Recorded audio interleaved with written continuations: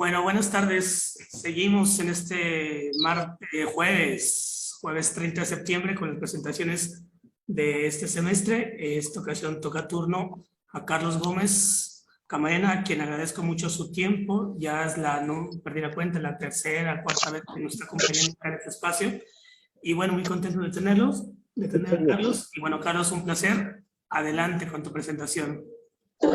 Gracias, gracias, Toño, por la invitación. Y bueno, vamos a comenzar entonces. El título bajo el cual yo estoy rotulando esta conferencia es Cuadrípedos y matemas, o cuadrípodos y matemas. O sea, que es muy interesante la manera en que Lacan se refiere a ciertas cosas sin decirlas por el nombre que ahora conocemos. El término los cuatro discursos radicales aparece muy tarde en el seminario 17 de Lacan. Por eso no lo pongo como subtítulo los cuatro discursos de Lacan y luego sus consecuencias clínicas y políticas.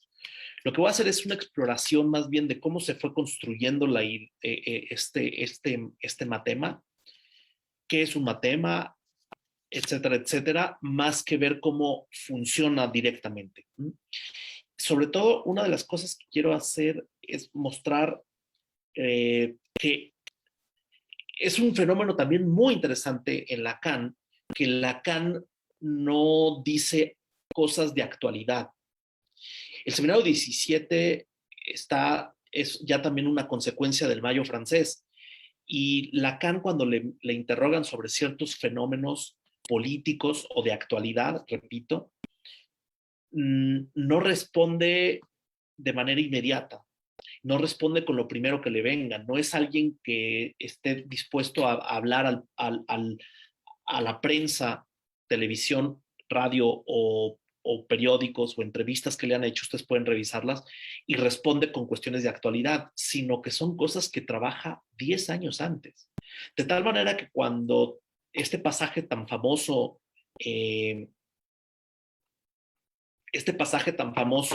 de Lacan en las escaleras de la Sorbonne, donde les dice, ustedes están puteando contra un amo, pero lo único que están haciendo es llamar a uno nuevo, pues lo tendrán, ¿no? Y nos parece que es una cuestión que lo dijo de manera irreflexiva o como una cuestión que tenía trabajando apenas un año, ¿no? Tenía 10 años trabajándolo. Es decir, podemos registrar ciertas cuestiones desde esto del discurso del amo y la de relación con la relación con la histeria ya desde el seminario 7, ¿sí?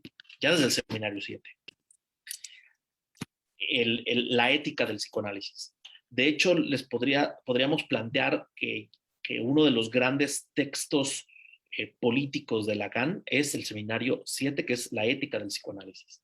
Podemos decir que cuando Lacan en variantes de la cura tipo, no, en la dirección de la cura y los principios de su poder, hace una tripartición típica de Clausewitz sobre la guerra, el texto sobre la guerra de Clausewitz, en donde plantea que existe en la dirección de la cura, hay que distinguir entre política, estrategia y táctica.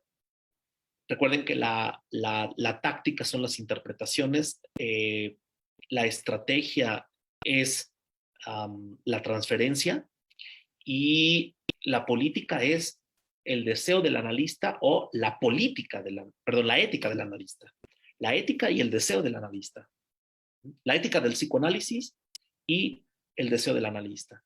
Ya desde entonces podemos empezar a ver que hay una relación entre la política en Lacan en relación con el deseo, en relación con la ética, desde el seminario 7, 10 años antes. Con esto me parece muy importante porque entonces lo que ocurrió en el Mayo francés no es algo que Lacan haya pensado un año antes, sino que tenía 10 años. Repito esa misma cuestión y que está vinculado con algo importantísimo con un filósofo que poco se ha explorado y que es mi maestro Jean-Pierre Clairaut, quien saca más consecuencias de esto. ¿Quién es este filósofo? Jeremy Bentham.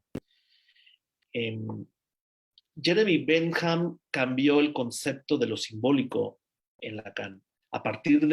Es decir, Jeremy Bentham es el filósofo que se le ha relacionado con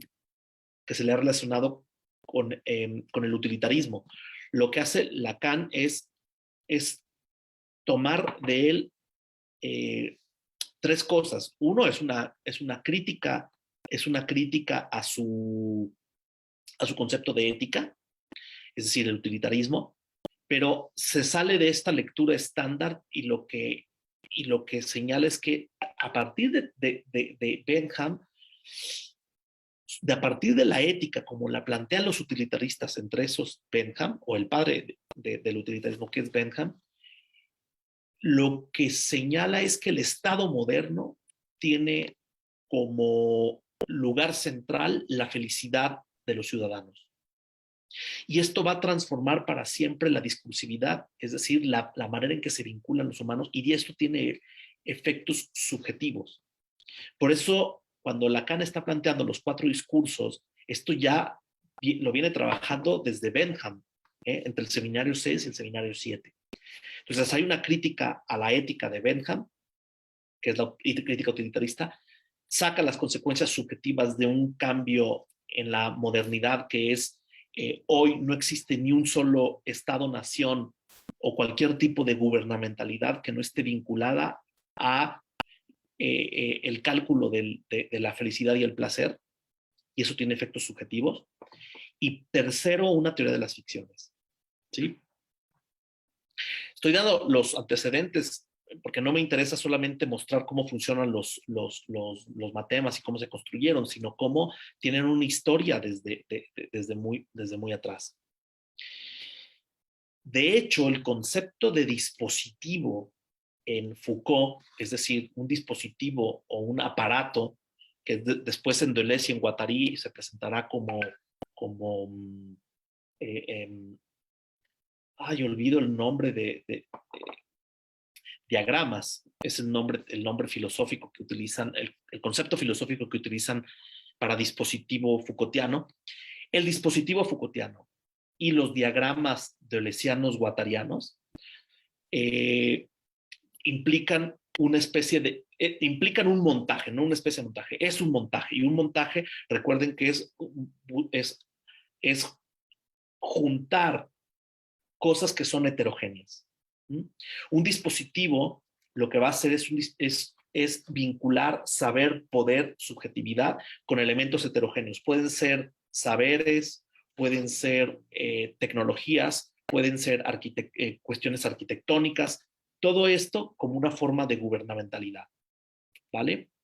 Se puede decir, entonces, que las ficciones de Bentham, ¿sí?, de alguna manera ya ponen en juego la idea mucho antes, y esto le interesa mucho a Lacan, desde mucho antes la idea de aparato, de dispositivo o de diagrama.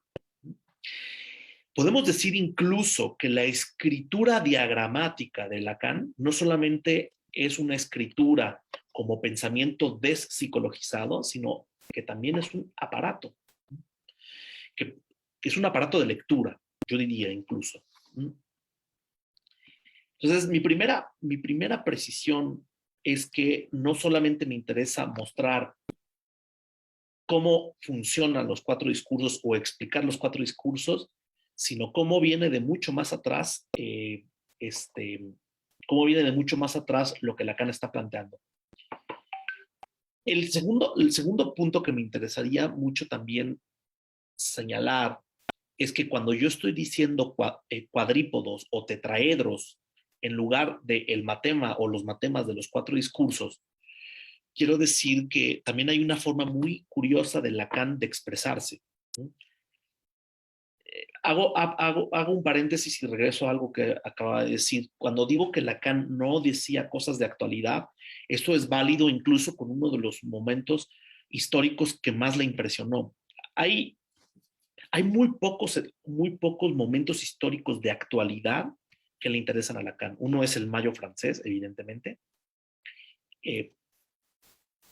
Podemos contrastar esto que yo les digo de actualidad con el texto de qué es lo contemporáneo de Giorgio Agamben, porque lo contemporáneo no es lo actual, sino poder tomar distancia de eso. Y Lacan, cuando comenta fenómenos de actualidad, en realidad no los hace de manera inmediata, sino ya ha tomado distancia porque desde hace mucho tiempo los ha pensado.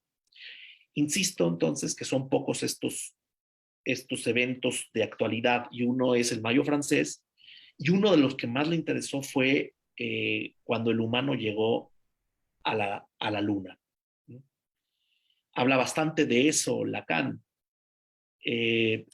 No habla bastante, hace 2 o 3 menciones, pero tampoco lo hace como un fenómeno directamente de actualidad, sino en términos de lo contemporáneo, según Agamben. Es decir, ya desde hace mucho tiempo ha podido hablar de eso. ¿Qué es lo interesante y por qué traigo a colación el alunizaje o la llegada del humano a la luna para los 4 discursos, específicamente para los cuadrípodos o tetraedros? Lo que le interesa muchísimo a Lacan es el tipo de real, el tipo de real que está en juego en la ciencia. Y lo que le impresiona muchísimo a Lacan es que la escritura matemática, ¿sí? La escritura matemática pueda separar los átomos, ¿sí? O que pueda hacer que el humano llegue a la luna. ¿Cómo es posible que a partir de una fórmula matemática o de una escritura matemática el humano pueda construir ese tipo de cosas? Por lo tanto, si tenemos la idea de que un dispositivo es un montaje, es decir, un armado de cuestiones heterogéneas que naturalmente no se unirían y que vehiculiza saber, poder, subjetividad, en ese sentido, las matemáticas son un dispositivo, son un aparato, son un pensamiento diagramático en términos de Deleuze. Lacan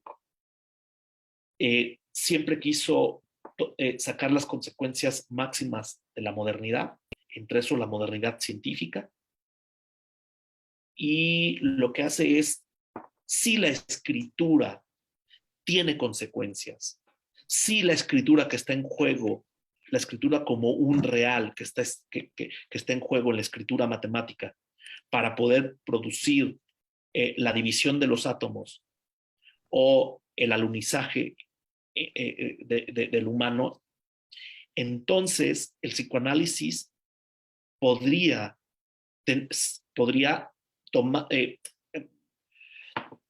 seguir esa misma vía, y entonces a partir de un aparato escritural, de un dispositivo como los 4 discursos, podría tener consecuencias. Esto es muy importante porque una de las cosas más importantes y que voy a desarrollar hacia el final de esta conferencia, de esta charla, es la definición de discurso, porque Lacan lo que plantea, según estos tetraedros o estos cuadrípodos, es que el psicoanálisis es un discurso que tiene consecuencias. Tanto la ciencia como discurso y el psicoanálisis como discurso van a tener consecuencias. Son distintas las consecuencias. Es decir, ¿cuál es el punto científico que está en juego en los 4 discursos, específicamente en el discurso del analista? Que la escritura matemática en la ciencia o el discurso del analista, cuando alguien está montado en este dispositivo analítico, ¿sí?, los dichos de un analizante tienen consecuencias. Ese es un punto crucial.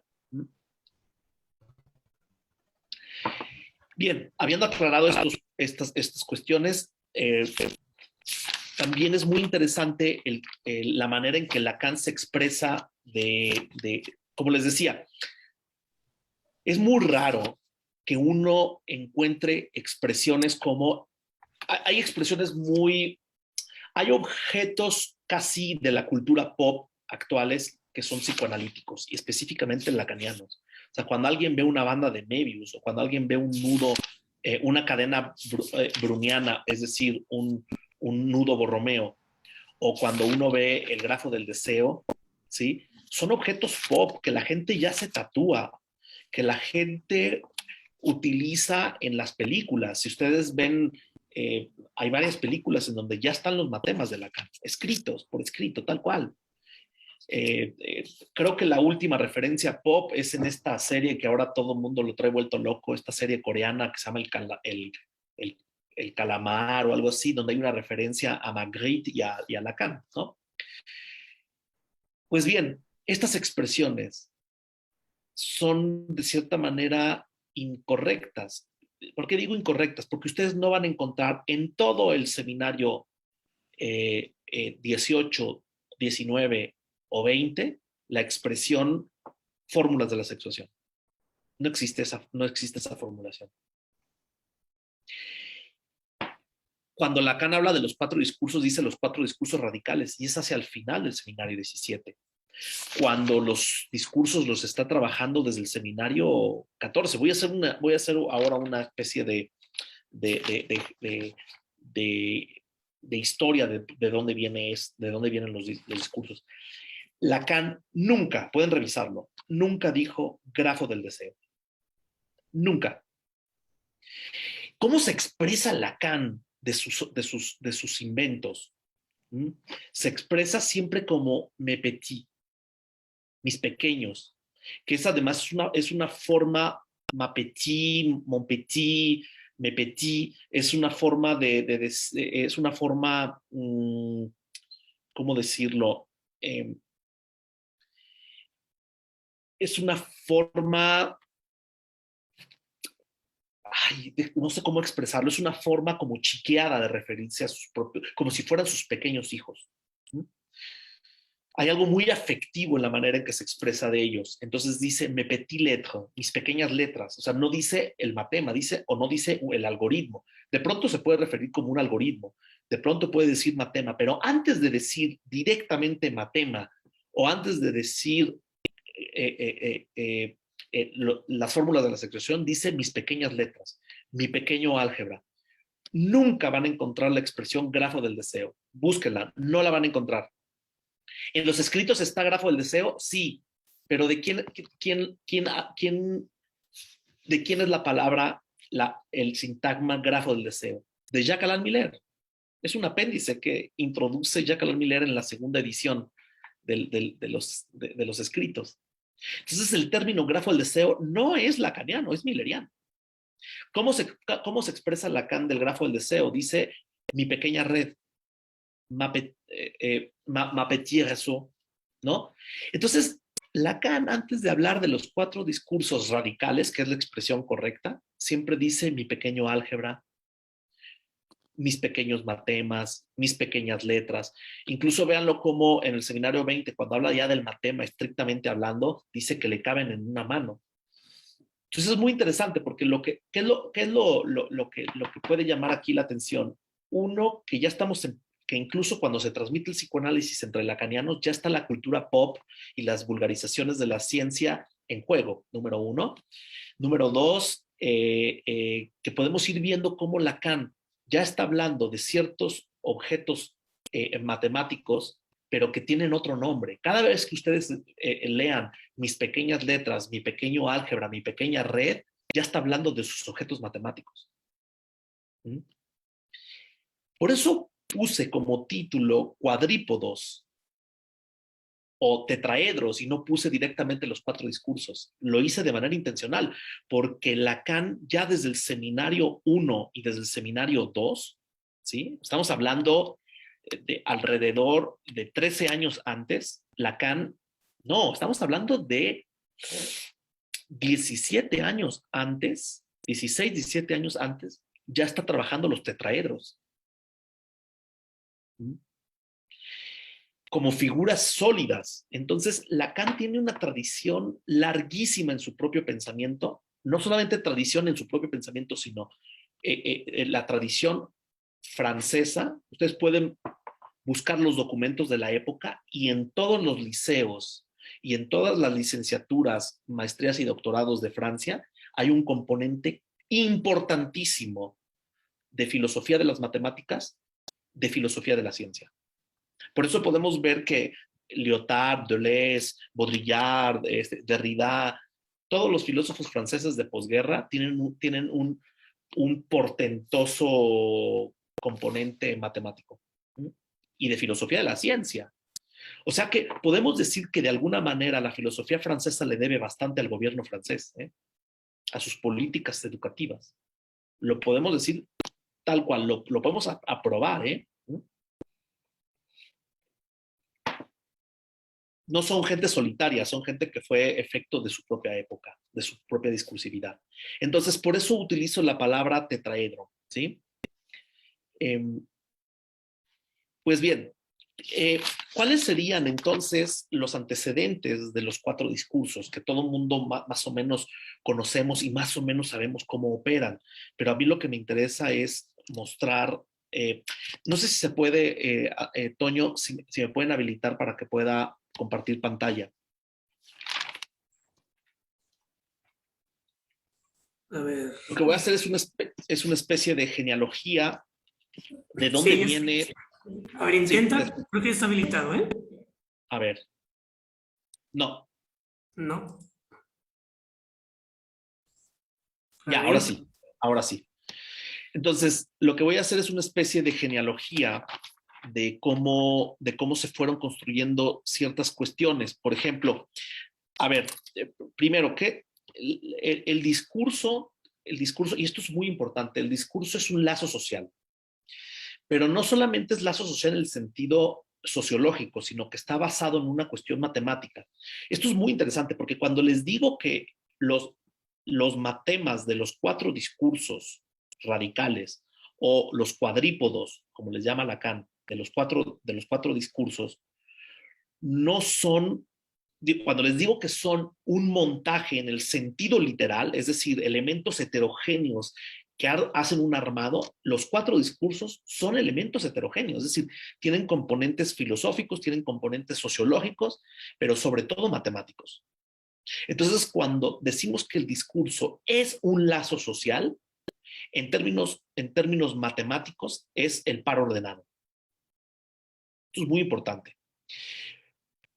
El par ordenado es una invención matemática muy impresionante, aunque nos parezca una tontería. Es decir, simplemente poner X, una función, y luego Y, los efectos de esa función, es algo que cambió a la humanidad. Es algo que cambió a la humanidad.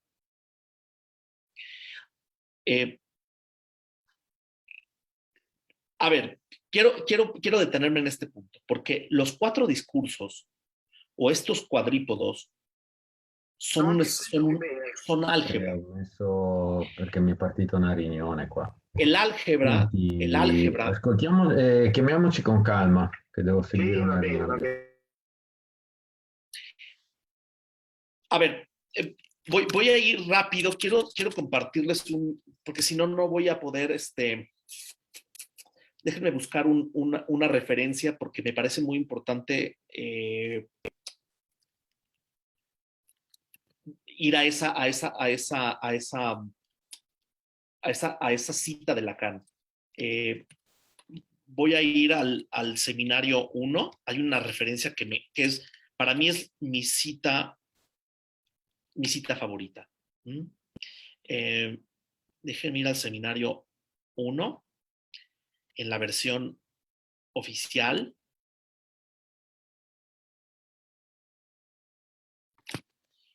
Y quiero que lo leamos para que veamos lo que implica para la humanidad el álgebra. Y lo plantea bastante bien Lacan. Ya voy.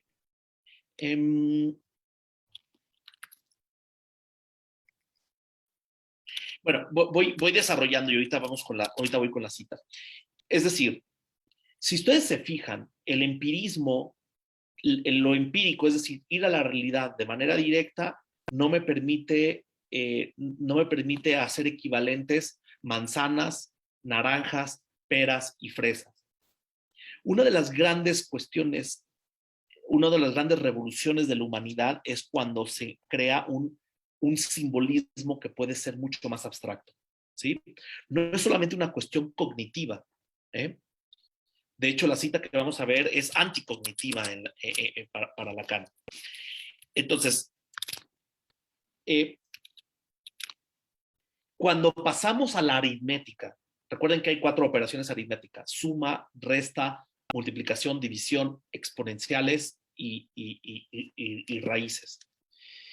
Toda la aritmética gira alrededor de un objeto matemático, o sea, un tipo de matemáticas gira alrededor de un tipo de objeto matemático específico que es el número. El número vacía de contenido al objeto.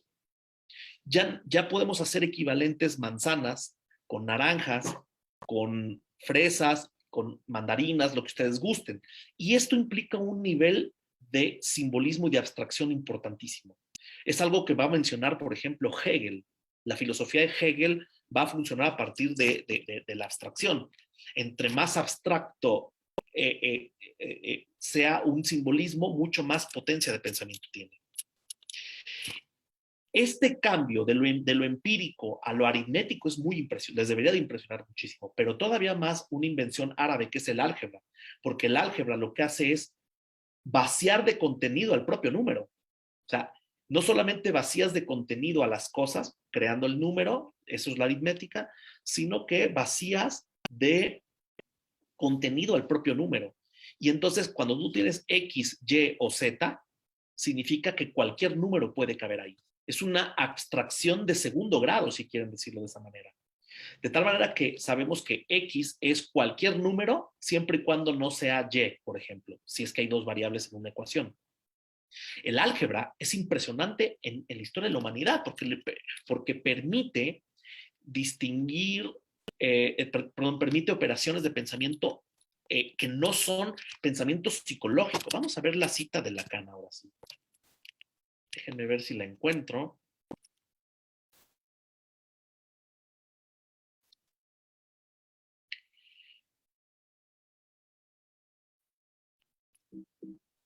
Creo que ya la encontré. Aquí está. Es mi cita favorita. Quienes me conocen creo que ya los tengo medio hartos con esta cita.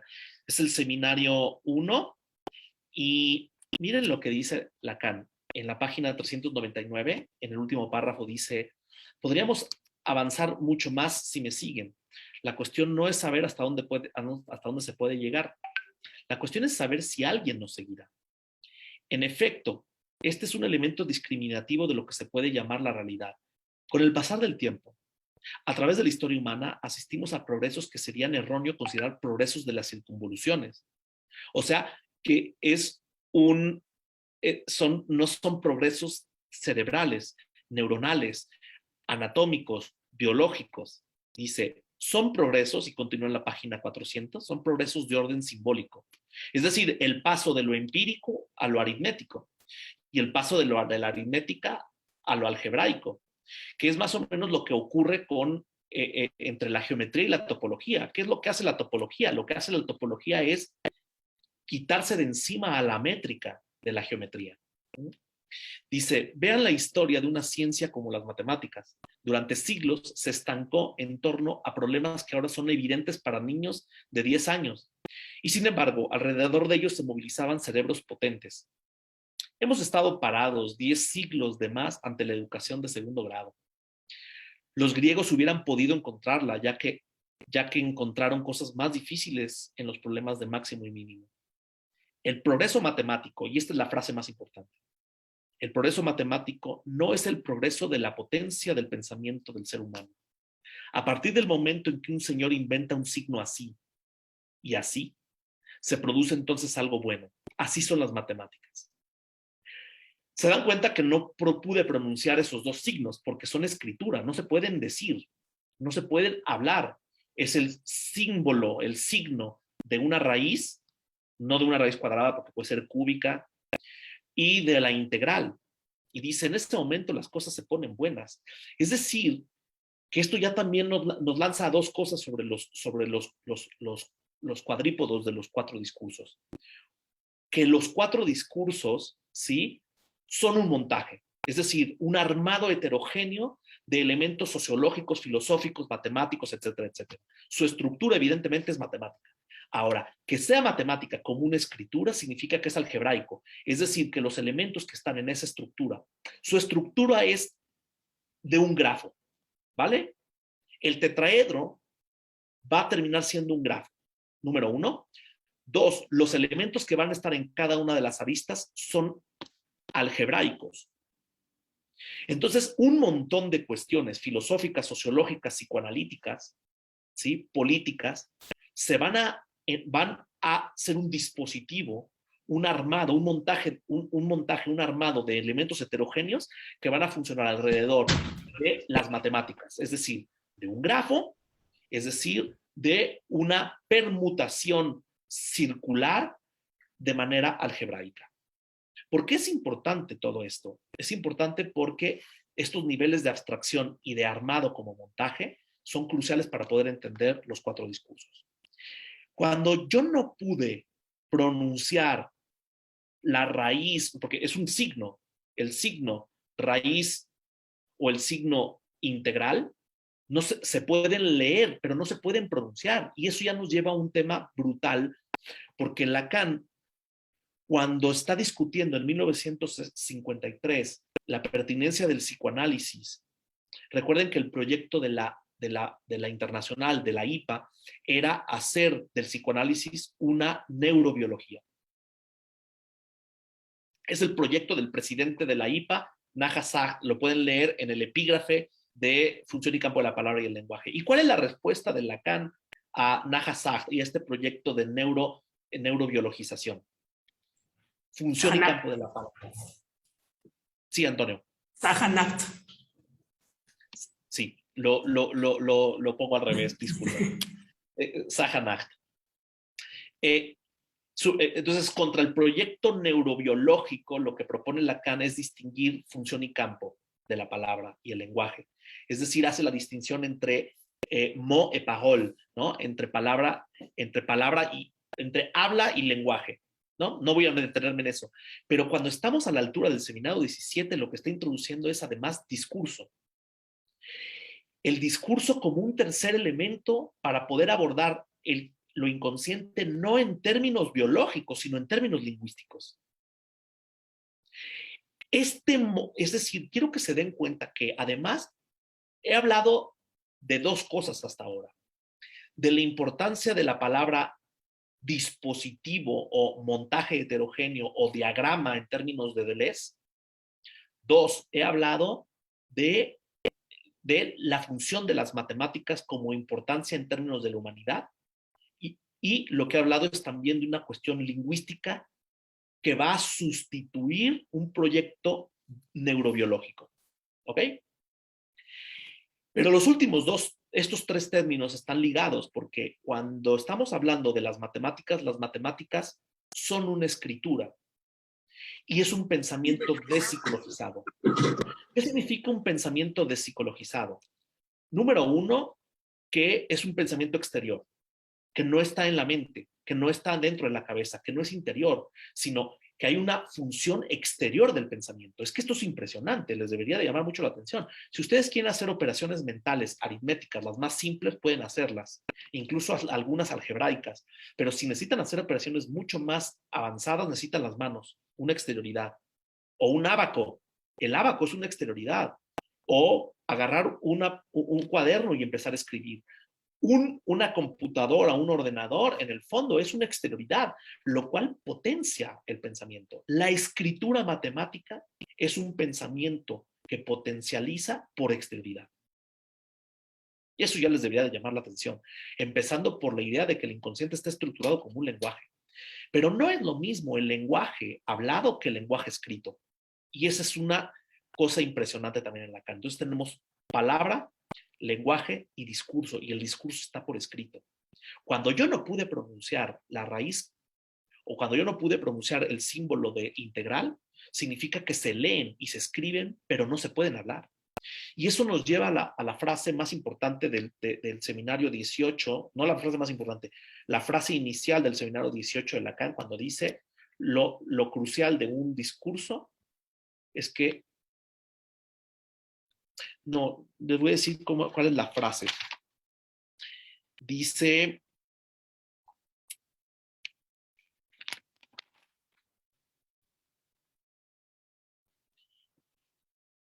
espérenme, lo tengo ya perdido, pero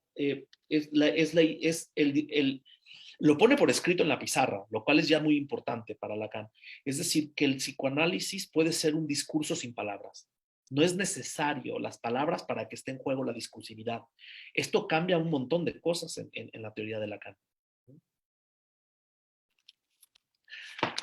Bien, entonces, ¿de dónde viene la idea de discurso en Lacan? Ya les mostré 3 coordenadas, es decir, la lingüística, la distinción entre palabra, lenguaje o parole, langue, parole, y luego la introducción de discurso. Después, la cuestión de las matemáticas, ¿no? Cómo en la humanidad va cambiando algo en relación a la aritmética, el álgebra, y que el equivalente más moderno es la teoría de conjuntos. O sea, podemos poner en continuidad y discontinuidad aritmética, álgebra, teoría de conjuntos. Y podríamos poner incluso geometría y topología como cambios cualitativos en términos de simbolización, como abstracción. En fin, no voy a repetir lo que ya he señalado. Ahora, lo que quiero hacer es hablar más de la genealogía de los 4 discursos. Bueno, antes de continuar con la genealogía de los 4 discursos, cuando les estoy hablando de que uno de los elementos más importantes es la lingüística, Lacan va a cambiar su forma de pensar la lingüística. Siempre estaba al tanto de lo que estaba ocurriendo. Es decir, si el uso de el álgebra para poder formalizar ciertas cuestiones como el mito le vienen de Claude Lévi-Strauss, o la distinción entre la teoría del significante o la distinción entre palabra y lenguaje le viene de la lingüística estructural, Ferdinand de Saussure, Lévi-Strauss, etcétera, etcétera. Jacobson, todo esto. Hay dos elementos que Lacan va a retomar, va a empezar a retomar en los años, a retomar de la lingüística en los años, a finales de los años 60. Son 2. Uno es la lingüística performativa, ¿sí? Y 2, la función poética en Jacobson. No voy a explicar ahora la función poética en Jacobson, ni cómo la subvierte Lacan, pero de lo que sí voy a explicar es la lingüística performativa.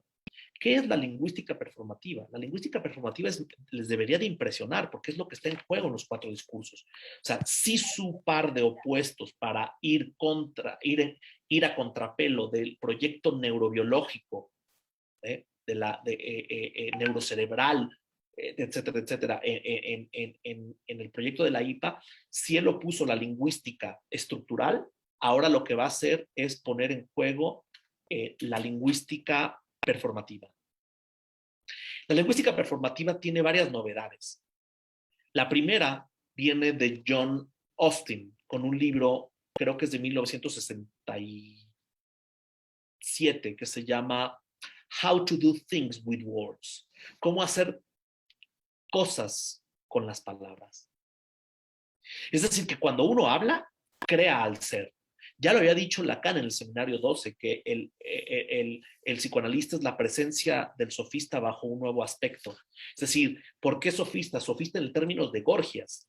Gorgias es el primer filósofo que plantea que que el ser se construye a partir del habla. Un sofista no es el que engaña o el que cobra por su saber, sino es aquel que asume el axioma de que cuando uno habla, crea al ser. Ese sería el punto gorgiano de Lacan. Y este es el primer punto de la lingüística performativa, que cuando uno habla, construye lo que habla. How to do things with words. Y significa que hablar es un acto. hay actos de habla, y eso es lo que lo va a llevar a Lacan a pensar que tiene consecuencias. ¿Qué es lo que Lacan introduce extra a la lingüística performativa? Todavía no termino con los elementos, pero lo que introduce Lacan es la escritura, que la escritura matemática tiene consecuencias, que fisiona a un átomo, que hace que el humano llegue a la luna. Entonces, cuando uno escribe un matema como los 4 discursos, eso va a tener consecuencias. Que cuando uno habla, tiene consecuencias. Esto es una de las primeras cosas que son importantes en términos clínicos. Cuando un analizante no llega a la sesión, se cobra.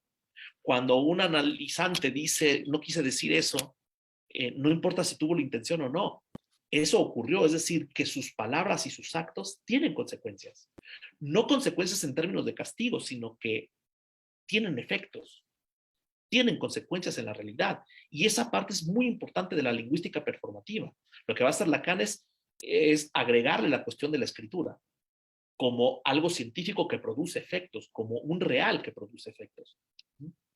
Esto es crucial. Entonces, ¿cuáles son los elementos de la lingüística performativa? Las palabras son actos, las palabras crean al ser, ¿sí? Y una dimensión importantísima, ¿sí? Es que hay una distinción entre enunciado y enunciación. Es decir, no es lo mismo que yo diga algo, ¿sí? A el hecho de que yo lo diga. Es decir, hay una escena que no les voy a poner aquí de una película en donde se llama The Revolutionary Road, y está Leonardo DiCaprio y llega con su esposa y le dice que le ha sido infiel, ¿no? Y entonces le dice, ¿por qué lo hiciste? ¿Sí? Y él le responde, en inglés es mucho más interesante. En inglés es mucho más interesante porque le dice en inglés, why did you? Que es mucho más ambiguo, que es, ¿por qué lo hiciste? Pero en inglés es mucho más ambiguo. Entonces, lo que estaba exponiendo es estos puntos de la lingüística performativa, que son cómo hacemos cosas con las palabras, o cómo la palabra crea al ser. Es decir, cómo hacer cosas con las palabras tiene que ver con John Austin, How to Do Things with Words, y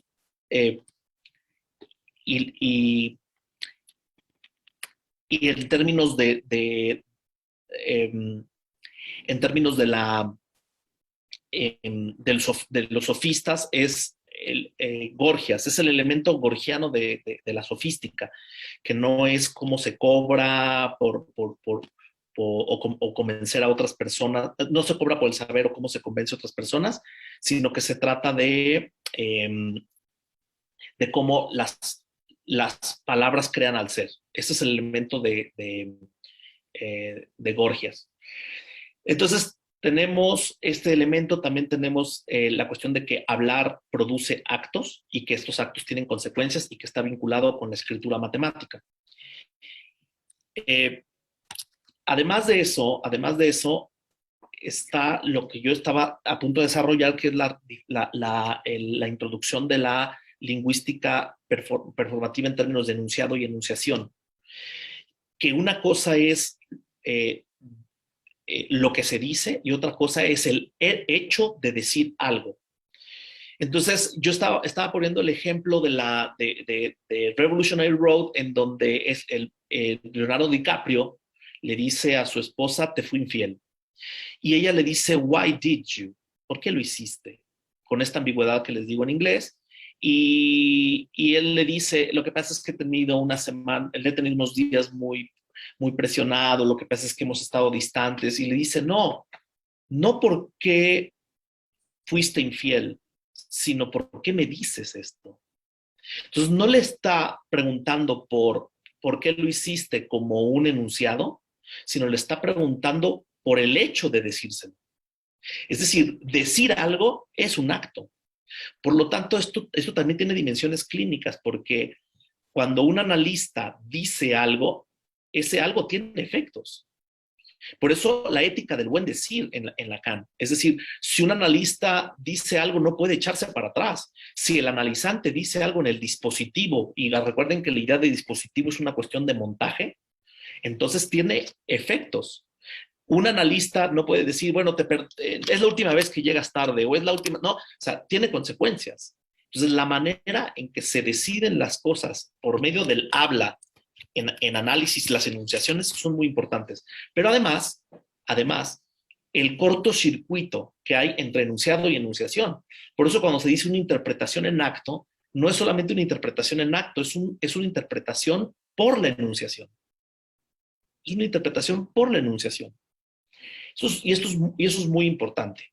Entonces, si tenemos todas estas cuestiones, podemos empezar a entender qué es el matema de los 4 discursos, ¿sí? La lingüística performativa, que se introduce como dimensión discursiva, en el sentido de habla, lenguaje, pero también discursividad, es decir, estas 3 dimensiones que les acabo de decir, enunciado y enunciación, las palabras dicen, las palabras crean a la cosa, y hablar es un acto. Además de eso, hablé de la estructura matemática como algo que en la ciencia tiene consecuencias, más la cuestión del montaje como un armado de elementos heterogéneos. La cuestión del par ordenado, he dicho un montón de cosas, pero si nos vamos entonces a la genealogía, que es lo que les había prometido, déjenme... Bien, la genealogía que les había prometido, entre los seminarios 12 y 13, lo que hace Lacan es plantear la cuestión del psicoanálisis, de la relación entre psicoanálisis y ciencia. ¿Sí? Además, la distinción entre saber y verdad. Recuerden que un capítulo del seminario 17 habla sobre la distinción entre saber y verdad, ¿sí? Y, por supuesto, están referencias como Coiré y Foucault, que asiste incluso al seminario 13. En el seminario 14, lo que plantea Lacan es una formalización de la transferencia, la repetición y el fantasma a través del grupo de Klein. Pero también hace reflexiones muy importantes con el grupo de Klein sobre el sujeto cartesiano. En el seminario 15, lo que está haciendo Lacan es plantear el acto analítico, o sea, la dimensión del acto. La dimensión del acto es una cosa súper interesante, porque no solamente es el acto de habla, sino el acto jurídico. Recuerden que un acto jurídico es cuando tú firmas, no hay vuelta para atrás. Empieza a tener efectos. La firma tiene efectos. Tiene que ver con la escritura, si se dan cuenta. El acto también en términos teatrales. Por eso la distinción entre actuar y el acting out, el pasaje al acto. Entonces estas dimensiones ya se están problematizando no solamente en el seminario 10, sino en el seminario 15.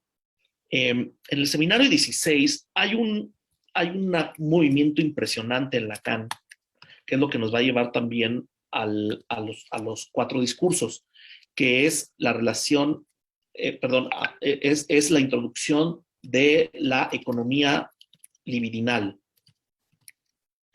como algo que está emparentado, ¿sí? Algo que está emparentado con la economía política. Es decir, es Marx, pero también Pascal.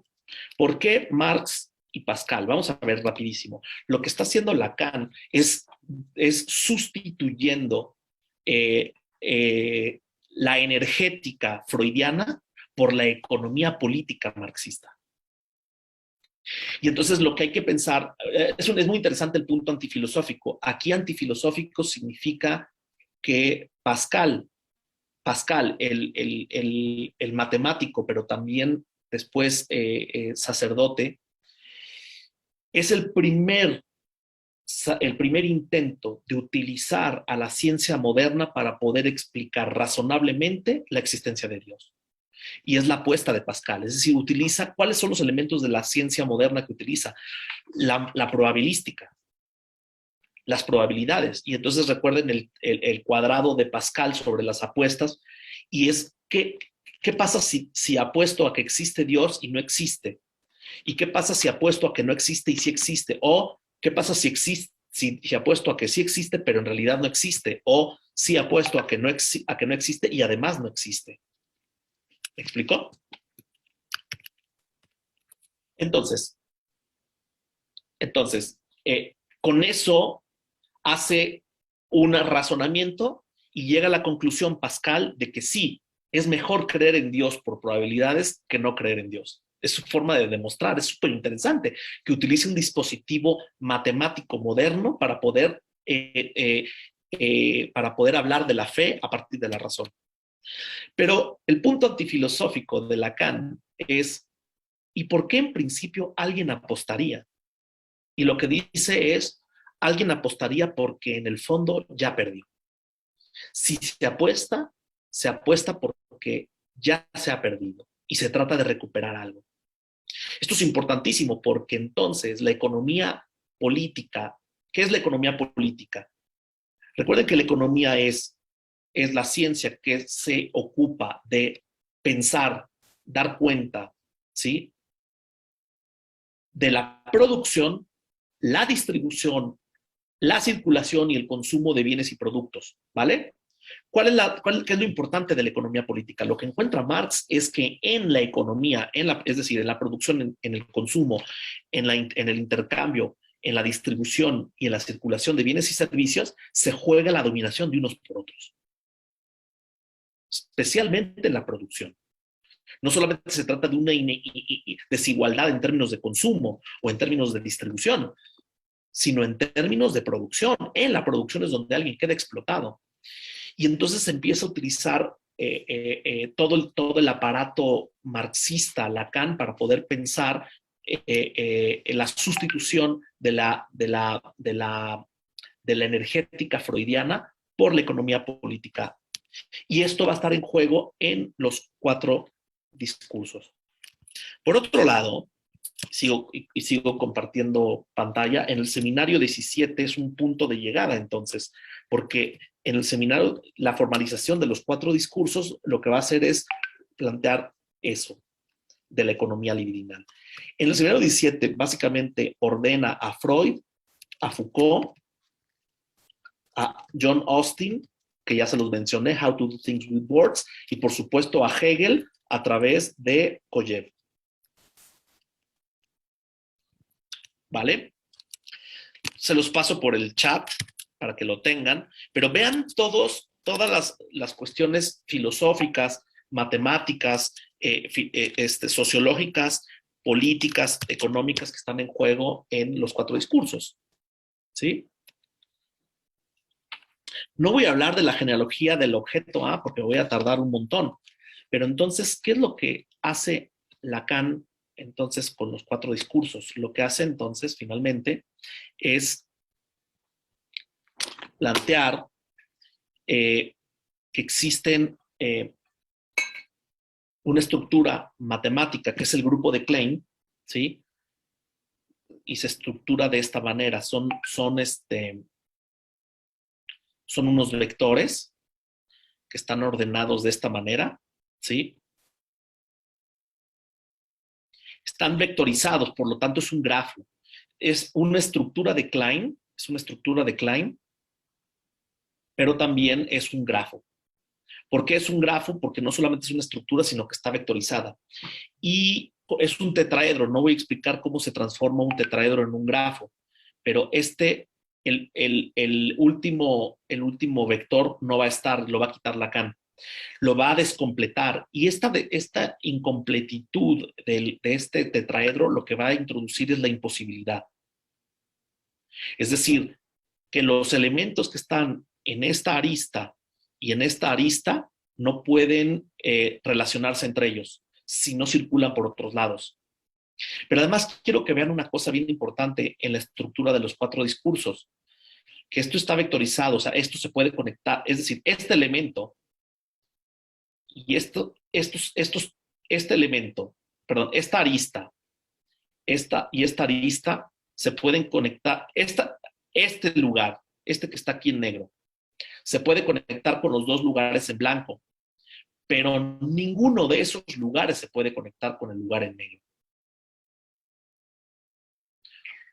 Existe una relación entre todos los elementos, sin embargo, este no es reversible con este.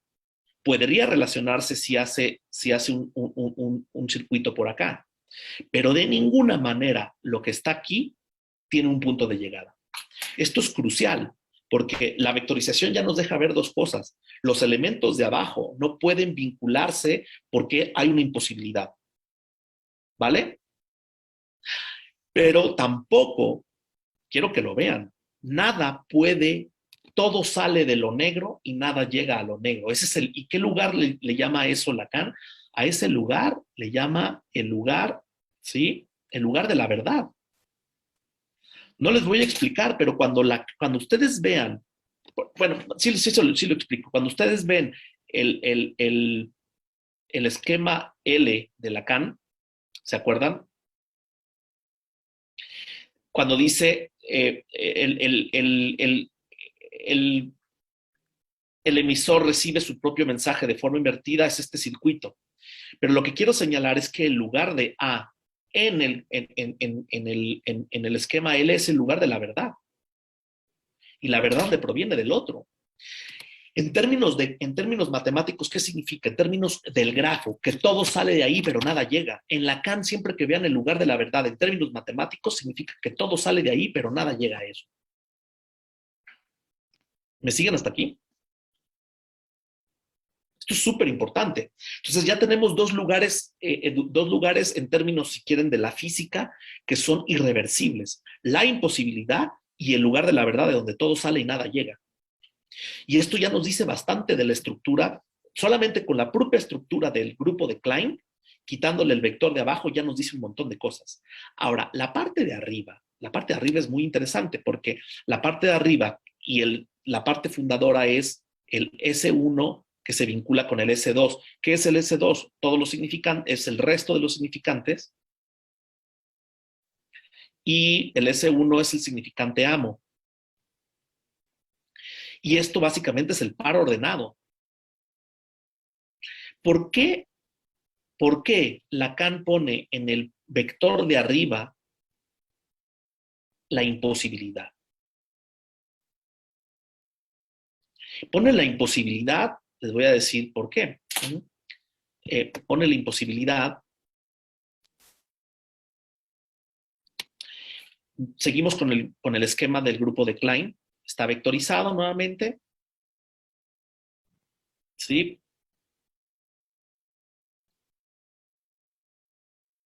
Este es un vector, el vector de abajo no lo tiene, todo sale de aquí, pero nada llega ahí. Este es el lugar de la verdad.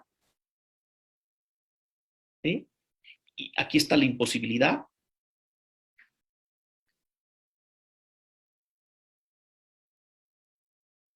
Y acá arriba está el lugar de la impotencia. ¿Por qué la impotencia? No se puede entender el lugar de la impotencia si no se entiende que en este espacio, en el discurso del amo, está, bueno, como vacío. En esta arista puede ocupar algebraicamente cualquier cosa ese lugar. Y ese lugar, ¿cómo se llama ese lugar? Es un sitio. En términos topológicos es un sitio. Todavía no tiene una letra que ocupa ese lugar, que sería algebraico. Y ese lugar es el lugar del agente. Ahora, la palabra agente todavía es muy voluntarista, porque la agente es la agencia. Recuerden que en términos sociológicos, agencia es quien inicia una acción. Y es falso, porque en realidad para Lacan, el agente está comandado por la verdad. Es la verdad el verdadero agente. Entonces el agente en realidad es una marioneta. Es una marioneta y por eso le va a poner después Lacan semblante. Es el que hace como si fuera un agente. Hasta el seminario 18 va a decir, bueno, es un semblante. Cuando decimos el psicoanalista es el que ocupa el lugar del semblante de objeto A, lo estamos diciendo en este sentido. ¿En qué está sustentado el analista? En el resto de los significantes, es decir, en el saber. ¿Me siguen hasta aquí? Todas estas son indicaciones en donde todavía ni siquiera le pongo contenido. Entonces, ¿por qué pone impotencia? Porque un agente nunca puede producir una acción por sí misma, sino necesita estructuralmente del lugar de la verdad. Y por eso la impotencia.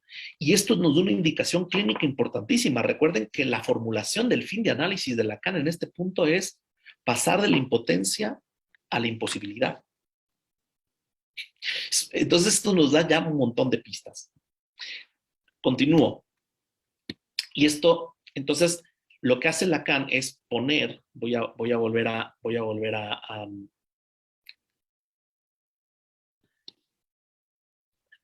poner este grafo, ¿sí? Es un grafo, también es un grupo de Klein. Nuevamente, abajo no hay relación, por lo tanto hay una imposibilidad. Este vector más bien se presenta como impotente. Este es el lugar de la verdad. Ya lo vimos, todo sale de ahí, nada llega ahí. Y este es el lugar del agente. Ya vimos que después le va a llamar semblante y ya supimos por qué. Y después de este lado va a poner 3 elementos. Al principio pone goce, después pone otro, es su relación con el otro, con minúscula, y después el trabajo. Estructuralmente es la verdad la que causa al semblante, al agente, por lo tanto es un semblante, que se ponga en relación con el otro y lo ponga a trabajar, a producir goce. ¿Me siguen? Pero esto es completamente artificial, por eso es la impotencia. Y esta impotencia es lo que nos va a llevar a una cuestión importantísima. No hay relación sexual. No hay relación social, incluso va a decir Ernesto Laclau. ¿Por qué? Porque no es natural que el significante amo ponga a trabajar a los demás significantes. De hecho, cuando entramos al inconsciente, recuerden que el discurso del amo es el discurso del inconsciente. Cuando nos formateamos, cuando entramos a la estructura neurótica, por todas las operaciones que ya sabemos, nombre del padre, metáfora, de todo este tipo de cosas, entonces lo que ocurre es que entramos de lleno al discurso del amo, estamos formateados de esa manera. Los analizantes llegan al consultorio porque están enfermos de significantes amo que les ordenan todos sus significantes. Entonces, ¿cuál es la orientación de la cura? La orientación de la cura es el reverso del discurso del amo. Y el anverso o el reverso del discurso del amo es el discurso del analista. Pero vamos a ver, eso lo vamos a ver hasta que circulen. Pero entonces, ¿qué es lo que se produce? Lo que se produce es un plus de goce. Es tratar de recuperar el goce perdido. Es Marx por medio de leído con Pascal, ¿sí? Y la producción. Entonces ya lo único que necesitamos, tenemos la estructura, tenemos los lugares, o sea, estos son lugares. Tenemos la vectorización, todo llega de un lugar, nada sale de ahí, todo sale de ahí, nada llega ahí. Y tenemos entonces los elementos. Y estos elementos son elementos algebraicos, son letras. Y recuerden que las letras es una abstracción de doble grado.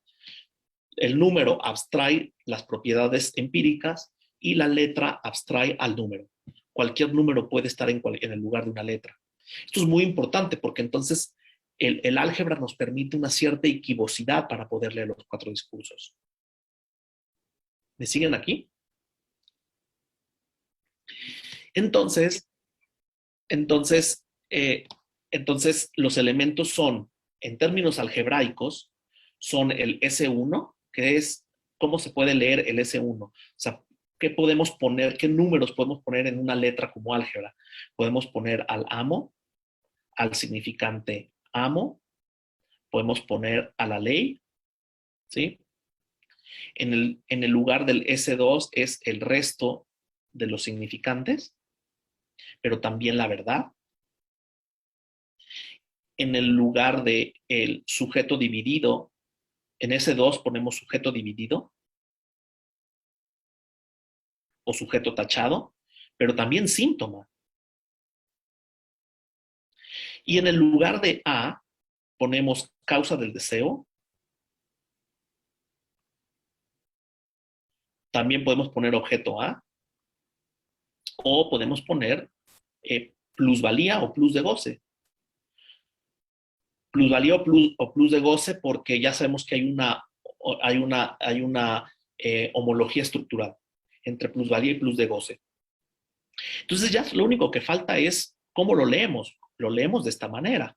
El discurso del amo es que el amo se dirige al esclavo o se dirige el poder. Esto también se puede leer como poder. Esto lo podemos leer como poder. El poder se vincula con el saber para que produzca una plusvalía, ¿sí? Pero lo que habita al amo o al poder es su división. En realidad, la división es la que hace que piensen bueno, y esto ya se escribe así, ¿no? Sabemos que esto ya por la vectorización significa que no se pueden relacionar, ¿vale? ¿Cómo se lee esto? El amo le dice al esclavo que se ponga a trabajar, pero en el fondo el amo es decir, políticamente cuando alguien dice, ya estuvo bueno, pero ¿por qué estuvo bueno? Porque la ley es la ley. Es una tautología. Es decir, cuando dices la ley es la ley, en el fondo lo que se cuela es la verdad de la ley es la ley, que están divididas, que la primera ley no coincide con la segunda.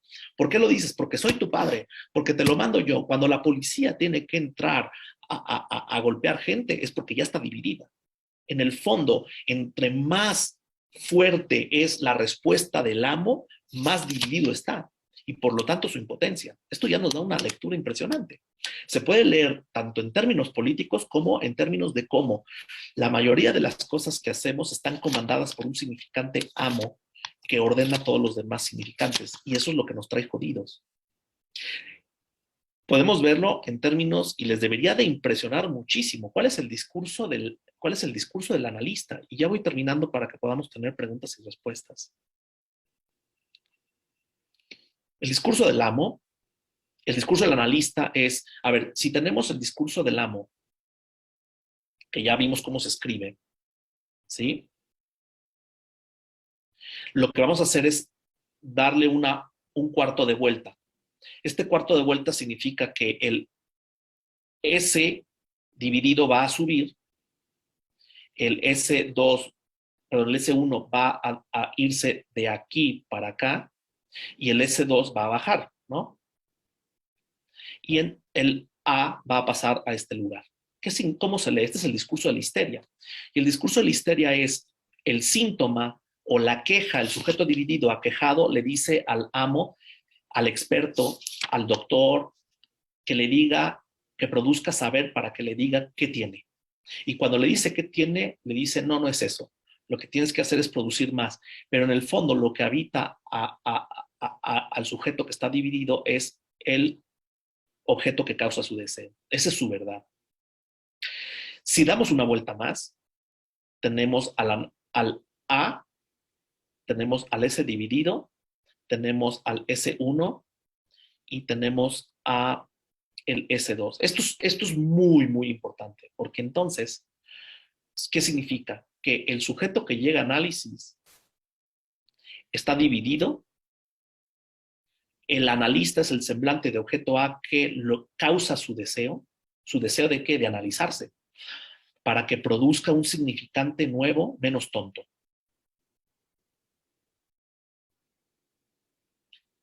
Es decir, al final de un análisis, lo que se produce es que, ¿en qué se basa el analista? Es decir, el analista está asentado solamente en la cadena, en los elementos significantes sin encadenarse. Es decir, es la asociación libre.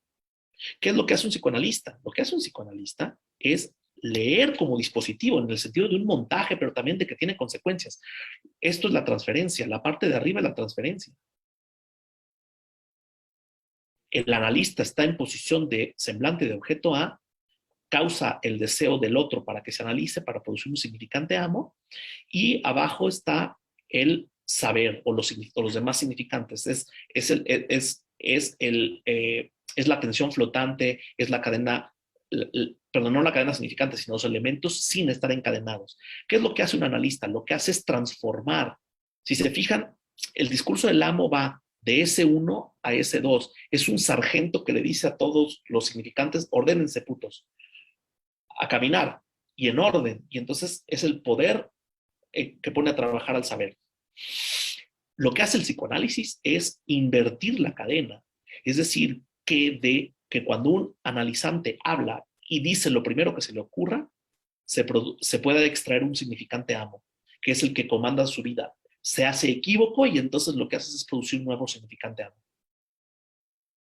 A eso apunta, a invertir la cadena significante. En el fondo es el momento también marxista. Es el momento en el que el esclavo se revela al amo.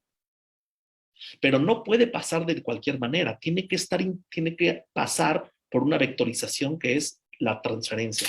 Para que haya emancipación, si quieren decirlo de esa manera, de los significantes amo, lo que tiene que haber es transferencia. Es un dispositivo impresionante en términos de civilización. Quiero que se den cuenta. Por último, ¿qué es el discurso capitalista? El discurso capitalista es muy impresionante también porque el discurso capitalista también se puede entender a partir de la estructura de Klein o del grafo. Recuerden que la estructura es la siguiente, ¿sí? ¿Cuál es el gran... no, este está mal, este es así, ¿sí? Y esto está así. Entonces, ¿qué es lo que hace el discurso capitalista? Tenemos el S1, el S2, A y el sujeto dividido. Lo que hace es este polo, lo que hace el discurso capitalista es este polo lo invierte, como si fuera una moneda. Entonces tenemos abajo S1, tenemos arriba S dividido y el vector se invierte. Esto que se invierte el vector es muy importante porque conservamos los vectores. Si conservamos los vectores y los lugares con las mismas notaciones algebraicas, ya expliqué por qué es una álgebra, tenemos aquí lo brutal del discurso capitalista. ¿Se acuerdan que aquí había imposibilidad? Bien, piensen en esto. El sujeto le dice al poder que ponga a trabajar el saber y cree tecnologías para crear gadgets que a su vez completen al sujeto. Miren el circuito. Lo voy a repetir acá abajo. El sujeto que es dueño de sí mismo le dice al poder que ponga al saber a producir tecnologías con productos y gadgets que completen al sujeto. ¿Y cuál es el efecto que se produce? Una espiral infinita, no tiene corte. No hay nada imposible en el discurso capitalista. ¿Para qué necesito vincularme este con este? Ya no necesito. Entonces, aunque esté el vector, lo bypassea. No hay relación social. Por eso va a plantear Lacan que el discurso capitalista lo que va a hacer es mutar el problema del amor. No solamente por la relación que tenemos con el otro, rompe con la relación con el otro. Por eso el discurso capitalista, dice Jorge Alemán, no es un discurso capitalista, porque no hay vínculo, ni siquiera en términos de impotencia. Es un dispositivo hegemónico. Lo único que hace es producir que el sujeto esté conectado a la aletosfera. Recuerden que aletos, en términos, es un término heideggeriano. Aletosfera es un neologismo que inventa Lacan para plantear cómo los objetos A proliferan envueltos en tecnologías para poder taponear y olviden los existenciarios del sujeto. Esto es brutal, porque entonces, ¿cuáles son las tres mutaciones que tiene el discurso capitalista? Uno, la continuidad y por lo tanto, lo imposible siempre se vuelve posible. Dos, rompe con el vínculo social y por lo tanto es un dispositivo y no es una relación social, por eso no es un discurso. Y tres, corta de tajo al amor, porque el amor es castración en términos de los cuatro discursos. Esta es la gran mutación que tiene el discurso capitalista, ¿se entiende? ¿Qué es lo que hice el día de hoy? Lo que hice fue no tanto explicar cómo funciona, si lo hice al final, no tanto cómo funcionan los cuatro discursos, sino mostrar de dónde vienen, por qué Lacan ya venía planteando todas estas cosas desde mucho tiempo atrás. Y lo que hice fue señalar la importancia de varios elementos en términos filosóficos y matemáticos para poder dar cuenta de cómo funciona. Entonces, más que enseñarles cómo se lee y cómo se cómo se aplican, si ustedes lo quieren decir, es decir, cómo leo con ellos. Es cómo se construyeron y cuáles son, por decirlo así en términos muy canónicos, cuáles son sus bases matemáticas y filosóficas. Pues bien, me detengo aquí. No sé si tienen preguntas o comentarios de mi exposición.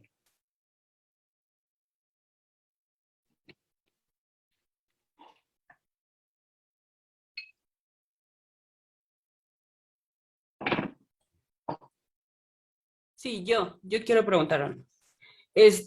Comentas que una de las funciones es poner el saber a producir. Mi pregunta va enfocada entonces si un analista puede llegar a ocupar el lugar de amo. No sé, en relación a que ya llevas muchos años dentro del análisis, y no se produce de alguna forma eso, como que hay algo, que no termina, no sé si la palabra correcta sea como cuajar o algo así. Eh, Como que no escriben como mucho sobre esas cuestiones, pues los analistas. Una de las cosas más importantes de los 4 discursos es en términos, una de las referencias que no expliqué mucho es la referencia a Foucault. Y la referencia a Foucault es importante porque en el fondo, a ver, les voy a responder, a ver, ahorita les digo cuál es la respuesta que dio Lacan a la conferencia que da Foucault, que se llama ¿Qué es un autor? No es poca cosa que esté hablando de la conferencia de Michel Foucault, que es un autor, porque piensen en esto. Autor significa que la gente es el dueño de su verdad. Y lo que está planteando Foucault es que un autor no depende de él, que es una función casi matemática, por un lado. Entonces, un autor cuando publica algo ya no es agente de lo que dijo o de lo que produjo, número 1. Y 2, el autor también tiene que ver con autoridad, por supuesto. Entonces, los 4 discursos no son tanto discursos que planteen cuestiones en términos de poder, sino en términos de autoridad. ¿Qué es lo que legitima la autoridad en el discurso de universitario? El saber. ¿Qué es lo que legitima la autoridad de un analista? El semblante de objeto A. ¿Qué es lo que legitima la autoridad en el discurso del amo? El poder. Pero no es lo mismo autoridad que poder. Ojo, autoridad también tiene que ver con autorización. Y piensen en la frase de Lacan, el psicoanalista se autoriza por él mismo o por ella misma y unos otros más. Es lo que también dice la frase, ¿no? Entonces, el problema de la autoría, la autoridad y la autorización son cuestiones que están en juego en tu pregunta, Gabriela, y en los 4 discursos. En todos los discursos se juega el poder, porque si ese uno es el poder, es una de las funciones, de las formas algebraicas que puede tomar esta letra, S1, entonces, ¿dónde está el poder en el discurso del amo? En el lugar de la gente. ¿Dónde está el poder en el lugar del discurso universitario? En el lugar de la verdad. O sea, cuando nos dicen que van a cambiar la currícula de una universidad o cuando, ¿qué es lo típico? Cuando tienes que resolver un problema de universidad o te van a decir es el sistema. En realidad el poder lo tiene la agenda política de un plan nacional de educación, por ejemplo, o los que son dueños de la universidad. Entonces, ¿dónde está el poder en psicoanálisis? El poder en el discurso analítico radica en no usarlo. Por eso es una producción. No es un agente, ni siquiera su verdad, y tampoco es el otro. Y entonces la separación entre poder y autoridad es algo importantísimo en el discurso, para poder pensar el psicoanálisis. ¿Te respondo tu pregunta, Gabriela? Sí, sí, sí. Es decir, ¿qué es lo que autoriza? ¿Qué es lo que autoriza a un analista para estar circulando en la sociedad? Que es un lugar de testigo, de poder recibir la palabra sin juzgar, pero además causar el deseo de otros. Y ningún otro dispositivo en términos agambenianos o en términos deleuzianos de diagrama es un montaje que permite la articulación entre saber, poder, verdad y subjetivación, en donde no está en juego el poder como motivo principal.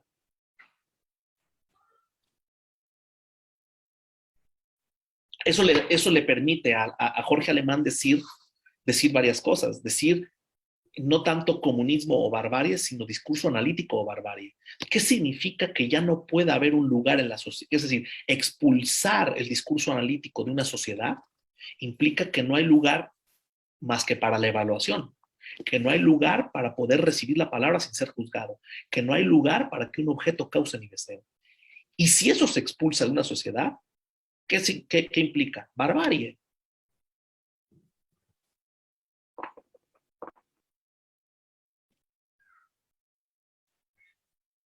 Sí, Martín. Sí.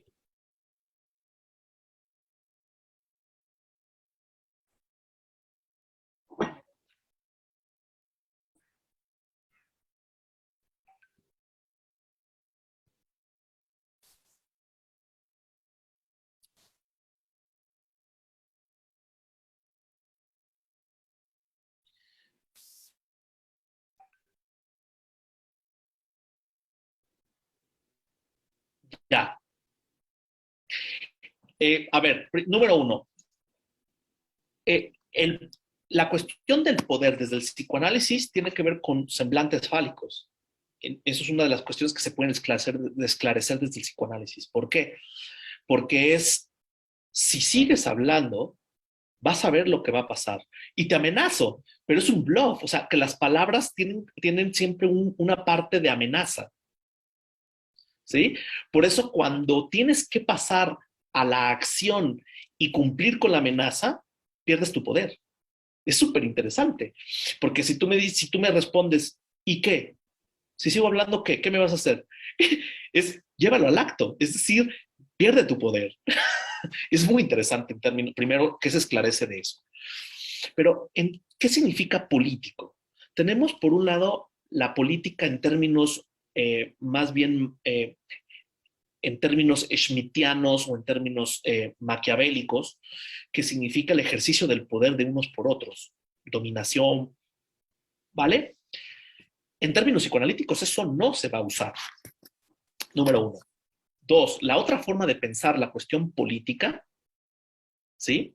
O sea, poder tiene que ver con dominación, pero la otra forma de poder pensar lo político es las relaciones sociales, la diplomacia, lo aristotélico, la polis, ¿vale? O sea, lo político como vínculo social. Entonces, ¿cuáles son las consecuencias políticas del discurso analítico? Uno es cómo funciona el poder. O sea, en teoría política puede decir muchas cosas. ¿Cómo? No usándolo. Hay un poder que radica en no usarlo, más el problema de la autoridad y el poder. Pero en términos de vínculo social, es muy importante para una polis que exista un discurso analítico. No sé si respondo ahora sí tu pregunta. ¿Qué significa que el psicoanalista no usa el poder? Que hay otras formas de vínculo social en donde no se ejerza el quererte sacar provecho de algo, economía política,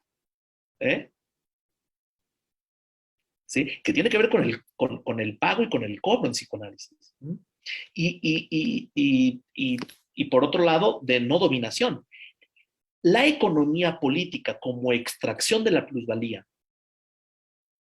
La extracción de la plusvalía, o sea, de querer ganar nada, la relación con la pérdida. Economía política, le vamos a poner pérdida y tratar de recuperar algo. Ya nos plantea cómo funciona el discurso analítico. Es una reflexión muy importante, porque cambia. A ver, es que es una gran pregunta la tuya. El hecho de que existe el discurso analítico, que Freud haya inventado una nueva forma de vínculo social, debería de darle una cachetada a todos los filósofos políticos y decirles cómo es una sociedad donde el dominio no se ejerza, cómo es una sociedad donde no se extraiga la plusvalía, cómo es una sociedad que tenga un vínculo distinto con la pérdida, cómo es una sociedad donde la autorización se da de otra manera. Está cabrón. Esto es muy interesante. Toda la filosofía política tendría que empezar a pensar todo esto, incluso la teoría organizacional. ¿Qué hacen los psicoanalistas alrededor de una escuela psicoanalítica? Porque Lacan tuvo que inventar, a partir de estos lazos sociales y de las invenciones psicoanalíticas, tuvo que inventar una nueva forma de lazo social en la escuela. El pase, todas estas cuestiones. ¿Me siguen?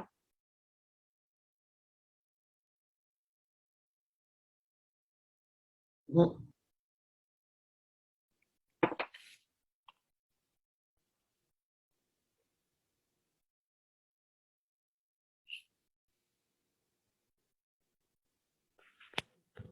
Yo tengo una pregunta. Sí, sí. Mm, el lazo o la cercanía que tenga el analista o un psicoanalista o el psicoanálisis con la matemática, no con la ciencia, ni con lo científico. Con la matemática determina, digamos, ahorita se me ocurre esta palabra, a lo mejor hay una mejor, ¿no? Determina su ejercicio, su práctica, la teoría que produce. Por ejemplo, em, una propuesta ontológica determina el quehacer filosófico, ¿no? Y creo que ahorita ya queda claro, por ejemplo, con Platón, ¿no? Con Deleuze, con Badiou. Es decir, están como sus propuestas ontológicas y de alguna manera, si bien no definen la filosofía, determinan el quehacer filosófico. En ese sentido, pienso un poco esto en relación con el psicoanálisis, es decir, la cercanía que tenga con la matemática determina la práctica clínica o de alguna manera determina también la producción teórica o hasta el mismo psicoanálisis, pero estoy hablando en esta cuestión de la matemática, no tanto como en si Voy a es decir dos cosas en ese punto. científico, ¿no? Con la frase que yo, con la cual yo, una de las frases, las primeras frases que yo comenté, hablaba, Lacan planteaba una cosa muy interesante. Los progresos de la ciencia, los progresos de la humanidad no es el progreso de las circunvoluciones. Y dice, los problemas que detuvieron a la humanidad durante mucho tiempo, hoy los niños pueden resolverlos. ¿Qué significa eso? Que tiene consecuencias la escritura matemática. Es decir, tú y yo ahora, Víctor, tenemos un montón de presupuestos matemáticos que ya están en juego, que no estaban... Piensen simplemente en una cosa. Cuando ustedes ven una gráfica de pastel, no me jodan. En el siglo XVI era imposible leer una gráfica de pastel. Simplemente piensen en esta disposición en Zoom de varias pantallas, tiene que ver con el Windows. O sea, tuvieron que pasar los 80 y los 90 para que pudiéramos empezar a poder empezar a pensar todo esto. Entonces, las matemáticas están en juego. Pero voy a poner un ejemplo mucho más, más cercano, que es un ejemplo que es muy lindo, que me compartió, me pareció muy interesante, Jean-Michel Vapereau. Cuando yo tengo un cuaderno y escribo sobre él, aunque yo rompa las notas y las tire, la escritura ya tuvo efecto clarificador sobre mi cabeza. Una exterioridad como escritura me permite aclararme un montón de cosas. Si Martín, tú y yo vamos a ir a algún lado y entonces tenemos que buscar cuáles son los gastos y todo esto, si no escribimos matemáticamente, no nos ponemos de acuerdo. Es decir, quién debe cuánto. Si no lo escribimos, no se clarifica. Es impresionante. Entonces, no solamente tu pregunta, Víctor, es cómo determinas, sino cómo cambia cualitativamente, te cambio la pregunta, cómo una escritura exterior modifica y determina la manera en que pensamos en términos mentales. Las matemáticas es un pensamiento exterior, las matemáticas es un pensamiento no mental. Por eso muchas de las indicaciones de Lacan en términos de débil mental o la debilidad mental, o como cuando es una interpretación importantísima, como cuando Lacan está haciendo los nudos, lo que plantea es que el propio cuerpo, que tendría una dimensión de consistencia imaginaria, no le permite, le da mucha torpeza, y la palabra es torpeza. O sea, mentalidad y torpeza son dos palabras que Lacan empieza a utilizar respecto al imaginario, la mentalidad y la torpeza. ¿Vale? Las matemáticas son una especie de ir a contrapelo de la torpeza y de la mentalidad. Es importante que se sostenga una dimensión de torpeza y de mentalidad en el humano, de la misma manera en que es necesario también sostener una parte del cuerpo, porque es la consistencia imaginaria. Pero eso es una pregunta mucho más adelante en Lacan, que tiene que ver con los nudos borromeos. Te respondo, ¿no? Voy a decir una cosa, una última cosa. Cuando yo he dicho en otros lugares que en Marx hay matema, lo digo no como una provocación. Recuerden que el matema apunta a que una formalización simbólica se vaya apretando hasta que llegue un punto de impas o de callejón sin salida, hasta que revienta. El matema lo que transmite no es algo, sino en qué lugar se revienta algo. Cada uno de los 4 discursos te dice dónde revienta la cosa. Es su imposibilidad de gobernar, discurso del amo, su imposibilidad de educar, discurso universitario, su imposibilidad de curar, discurso del analista, y su imposibilidad de desear, discurso de la histeria. ¿Sí?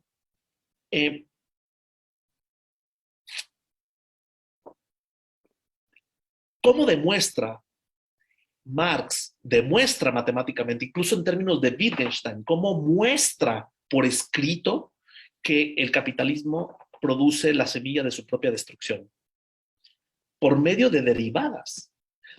Tú ves cómo empieza a trabajar matemáticamente las derivadas y dices, se va a caer el capitalismo. De verdad. Es muy interesante. Ahí dejo la pregunta ahora. ¿Qué más?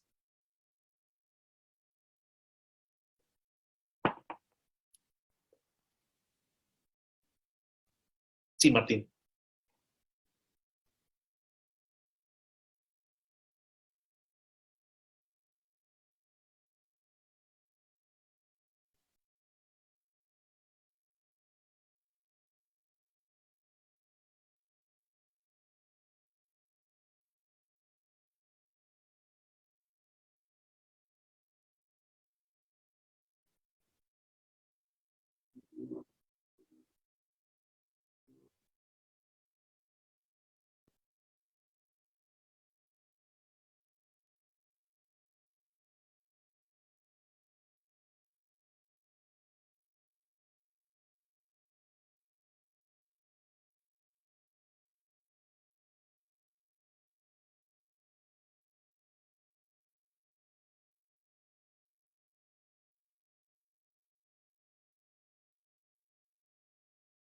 Voy a dar 2 pistas. Sí, voy a dar 2 pistas. Sí, por supuesto. ¿Quién es el gran sociólogo de la autoridad?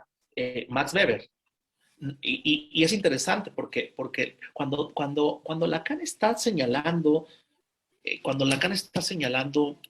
eh, eh, no, es que sí tenemos que leer esa cita, es muy bonita la cita. La voy a poner.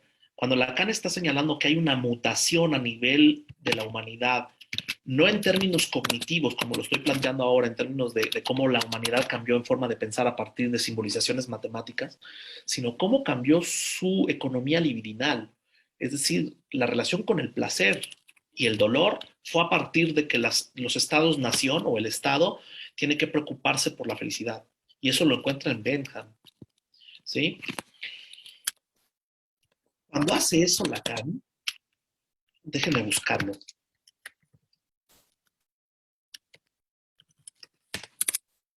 Ay, no, voy.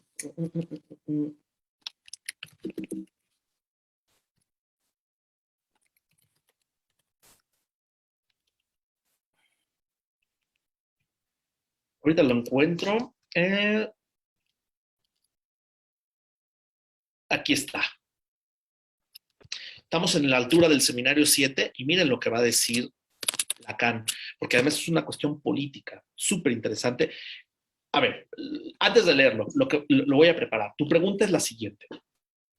La mutación que existe en la humanidad no está dada solamente por simbolizaciones matemáticas, que ya vimos que sí, sino también por cambios en la economía libidinal, ¿vale? En la economía libidinal, en el poder, perdón, en el poder, en la relación con el saber, en la relación con el placer y el dolor, ¿ok? Al mismo tiempo, Max Weber se inscribe en esa misma forma de pensar, que es cómo funcionaba la autoridad en la premodernidad y cómo funciona la autoridad en la modernidad. Y el problema de la burocracia. Entonces, no es un problema solamente de poder, sino de autoridad. Pero te voy a dar una pista más. No solamente Lacan está al tanto de lo que está pasando con Max Weber en términos de la autoridad, no tanto del poder, sino de la autoridad, ¿sí? O sea, la legitimación más que el problema del poder, tiene que ver con la eficacia simbólica en Lévi-Strauss. Estoy dando una indicación importantísima, cómo la palabra del brujo tiene efectos. Entonces, la legitimación del psicoanalista es el saber, pero no el saber de uno, sino la cadena, el resto de los significantes está abajo. ¿En qué se sostiene, en qué se legitima un analista? En el discurso del analizante, en los significantes que están dispersos. Es la única forma de legitimación. Y su poder radica en ser causa del deseo del otro. Es súper interesante. Y eso tiene que ver con la función del brujo y su relación con la palabra en Lévi-Strauss. Entonces, no solamente te estoy diciendo, sí, está lo de Max Weber, sino además está vinculado con el problema de Lévi-Strauss de la eficacia simbólica. Y cuando digo eficacia simbólica, evidentemente nos va a llevar al problema de la lingüística performativa, cómo las palabras tienen efectos. Son actos. Voy con la cita. La cita dice lo siguiente, Seminario 7, página 348, dice: no es culpa del análisis si la cuestión de la felicidad no puede articularse de otro modo en la hora actual. Diría que en la medida en que, como dice Saint-Just, la felicidad se transformó en un factor de la política. Ahí está. La felicidad se transformó en un factor de la política. La cuestión de la felicidad no tiene para nosotros solución aristotélica posible, o sea que no es eudemonía. Y la etapa previa se situó al nivel de la satisfacción de las necesidades para todos los hombres. Satisfacción de las necesidades, es una cuestión libidinal. Demanda, deseo y goce, ¿eh? Mientras que Aristóteles elige entre los bienes que le favorecen al amo, y le dice que solo algunos de estos bienes son dignos de su devoción, a saber, la contemplación, la dialéctica del amo, está desvalorizada para todos, para nosotros, insisto en ello, por razones históricas. Y miren, aquí viene lo más cabrón. Deben al momento histórico que vivimos y que se expresan en la política mediante la siguiente fórmula. No podría haber satisfacción para nadie sin la satisfacción de todos. El análisis aparece en ese contexto sin que podamos saber exactamente qué justifica que sea este contexto, y el analista se ofrece a recibir, es un hecho, la demanda de felicidad. Y creo que un poquito más adelante dice algo. No, ya no luego te busco la cita, pero lo que dice básicamente Lacan es: el amo siempre te va a decir, tus necesidades pueden esperar para otro momento. Que es una forma de secularización del problema del paraíso. Es decir, ¿qué puede, no solamente en términos de política y de autoridad y todo lo que estás preguntando, qué puede aportar el psicoanálisis a la filosofía y al pensamiento político? Que está en juego una economía política libidinal en términos de demanda, deseo y goce, y que eso está secularizado para la modernidad. Ya está, te acabo de responder de manera redonda.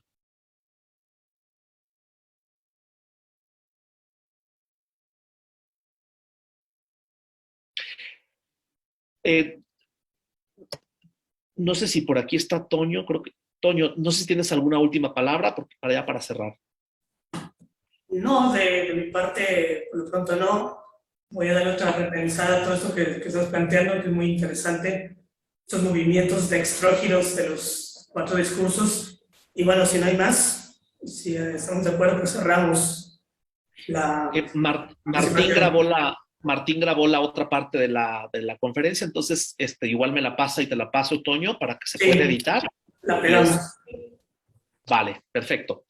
Pues muchísimas gracias a todos ustedes. No, a ti, Carlos, que se viene, y a todos ustedes, ¿no? Que se quedaron a escuchar a Carlos Gómez. Y bueno, gracias por su tiempo, Carlos. Estamos en contacto. Hasta entonces. Estén bien, gracias. Gracias.